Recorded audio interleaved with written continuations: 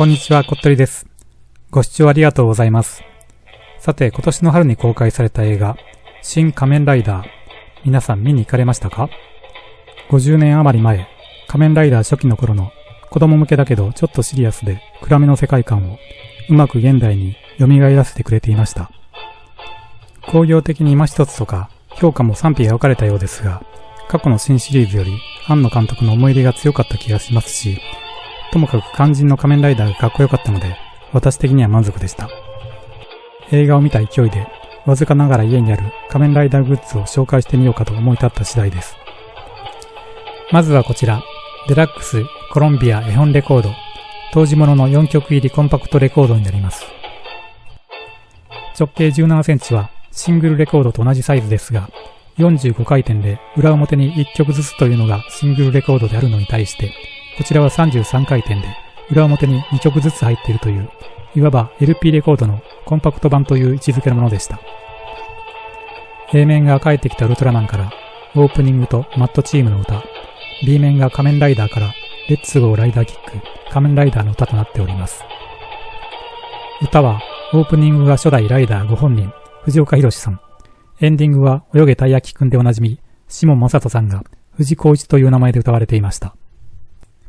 帰ってきたウルトラマンと仮面ライダーの放送開始は同じ1971年でしたね。絵本レコードというだけに中は確かに絵本っぽい感じでイラストと歌詞が載っています。仮面ライダーのページは第1話の雲男との戦い、写真もあります。こちらが初代緑川瑠璃子さんですね。作画は原作の漫画家石ノ森章太郎先生ということですが、こちらのイラストサイクロン号のこの部分にエンブレムが入ってないんです。立花レーシングチームのマークとされるこのエンブレムはとてもかっこいいし、仮面ライダーのアイコンとしても後々まで重宝されるんですけど、もともと原作漫画の初めの頃にはなかったり、いい加減に書かれたりしていました。設定上も謎が多いこのマークですが、実は当時漫画の連載とテレビの放映はほぼ同時スタートでした。テレビ用のサイクロン号の実物が出来上がってきた時に、ヘッドライトの間の空間がちょっと寂しいなと思った美術スタッフが昆虫の顔を模してほとんど即興でこのマークを書き足したという逸話があります。当時幼かった私もこのイラストを見て違和感が半端なかったんですが、きっと初期設定にはマークがなかったんかななんて子供ながらにうっすら思っていました。こういう緩い感じって昭和イラストあるあるでもありましたね。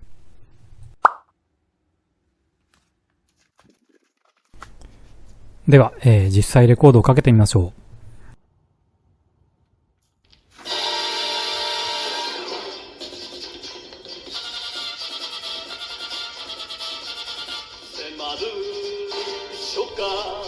う。やっぱり藤岡弘さんの歌声っていいですよね。仮面ライダーのオープニングって本職の歌手の方も歌われていますが、石ノ森先生の意向なのか主演俳優さんが歌うっていう変な習わしがあって、V3 でも風見四郎役の宮内博さんが歌ったり、後の仮面ライダーブラックでは南光太郎役の倉田哲夫さんが歌ったりしていました。もちろんアニソン歌手の方たちはめっちゃうまいんですけど、レッツゴーライダーキックは意外と難しい曲なんで、俳優の藤岡弘さんはうまく歌ってる方だと思います。新仮面ライダーの PV で池松壮亮さんが歌っていましたが、やっぱりちょっとしんどそうでしたね。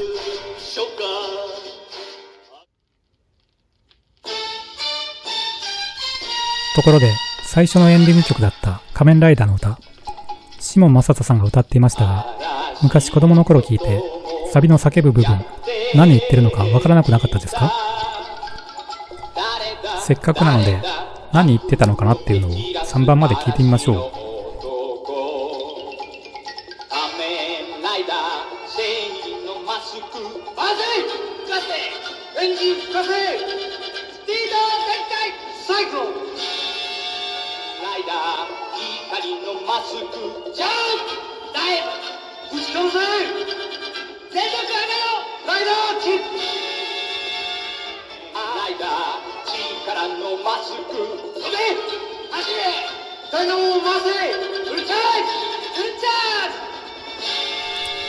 いや、もうなんか昭和の男の子がかっこいいって思うワードの羅列なんですかね。歌詞のダイナマってなんだろうと思いましたが、回せとかチャージとか言ってますし、多分ダイナモでしょうね。自転車こいで電気つけるやつ、確かダイナモでしたよね。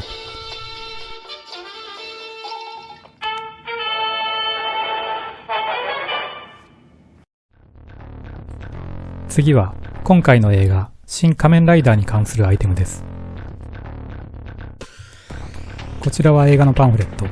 表がマスクオン、裏面がマスクオフの本郷武史、池松さんの顔アップです。こちらの週刊文春エンタプラスも買ってみました。740円という手頃なムック本ですが、原作漫画が丸々数ページ組み込まれていたり、映画パンフを保管する充実した内容でした。次は来場特典のサイン色紙ですね。1号バージョンと第2号バージョンなんですけど、出演者がそれぞれの役名を寄せ書きされているもの。ただこの俳優名がなく、役名だけ書かれているのがすでに象徴的なんですけど、今回ネタバレを恐れるあまり、映画の事前告知が地味すぎたように思います。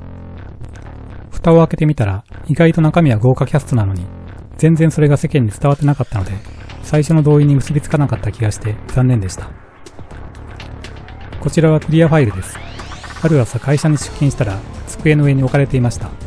職場の誰かが宇佐美のガソリンスタンドでもらってきてくれたみたいです。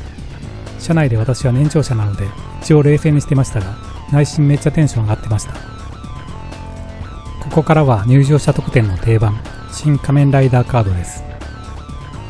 最初に見に行った時のは雲扇と一文字隼人セットでした。2回目がこの八王具のひろみとコウモリ王具のセットでした。その次はショッカーライダーとダブルライダーのセット。次が5枚セット。八王具配下の男、ショッカー創設者、サソリ王具、超王具の一郎、KK 王具となっております。ファンの人はカードの背景のマークを合わせて遊ぶみたいなことを聞きました。例えばこれで八王具のグループ完成ですね。背景のマークが家紋じゃないですけど、それぞれのグループを表してるみたいです。庵野監督絡みでエヴァンゲリオンとのコラボカードというのもあり、こう並べると一文字隼人同士でバッタオーグのマークが揃います。この組み合わせもライダー同士なので揃いますね。ここで少し趣向を変えまして、ダブルライダーという意味ではこんな揃え方はどうでしょうか。実はこれが今回の新仮面ライダーカード。右が昭和の仮面ライダーカード。こんなにサイズが違ったんですね。私が持っているダブルライダーのカードは那智の滝で並んだ新1号新2号の写真。裏はあらすじが載っています。こちらは桜島での黒いマスクの旧1号と2号。2号のベルトが下がりすぎてて気になる写真です。裏は主題歌の歌詞が載っていました。作詞は石森ではなく石森章太郎の仮名表記です。私はマニアではないので値打ちのあるものなんて全くないんですけど、当時の子供の誰もが持っていたヒーローの切り抜きやブロマイドを未だに捨てられずにいます。これも小さいんですけど、子供向け雑誌に載ってた怪人の切り抜きです。ショッカーとゲルショッカーは幹部クラスも含めて全怪人いると思います。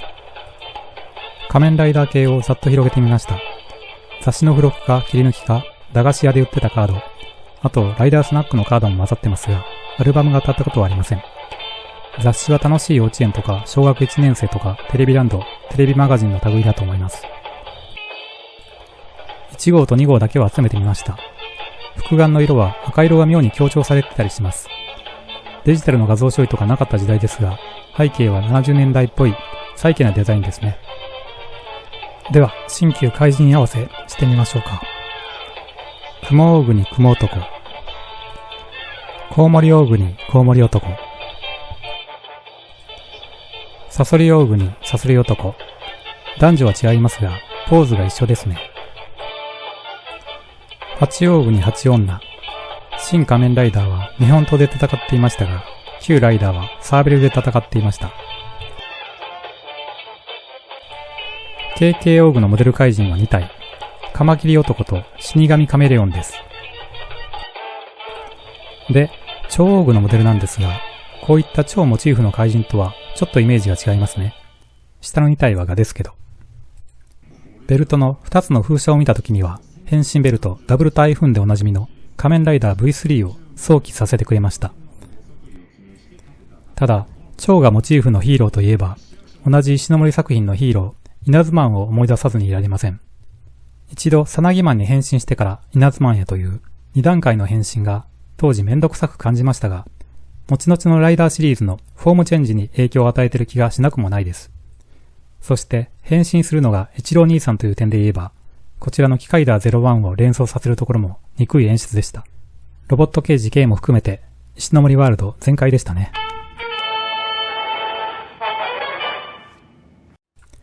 さて、私が持っている仮面ライダーグッズで一番高価なものがこちら。仮面ライダー生誕50周年を記念して2021年の夏に限定発売された CSM 変身ベルト台風です。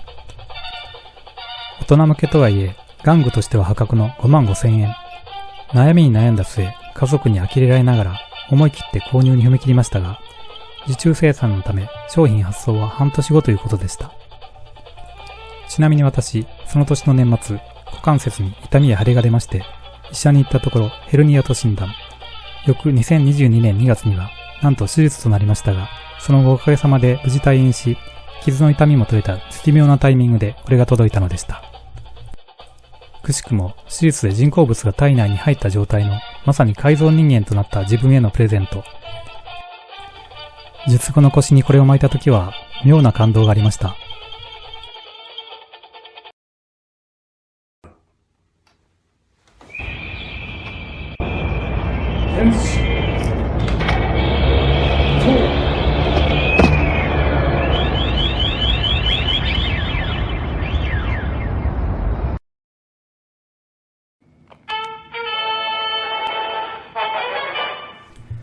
今回の新仮面ライダー肯定派も否定派も一様に評価の高かったのが緑川瑠璃子を演じた実力派若手女優浜辺美波さんでした。本日は私のキレのない動画にお付き合いいただきましたお礼にバラエティ番組での浜辺美波さんの素敵な一コマをご紹介して終わりたいと思います。今や朝ドラでも大人気の浜辺美波さん。ただし緑川瑠璃子のように用意周到とはいかなかった件。私カラオケで好きなのは中森明菜さんの少女映画。最初は。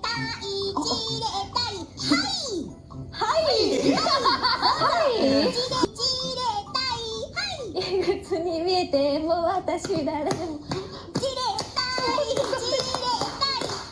私は関係ない。ねえ何？ありがとうございます。すごい。ななみちゃん怖い。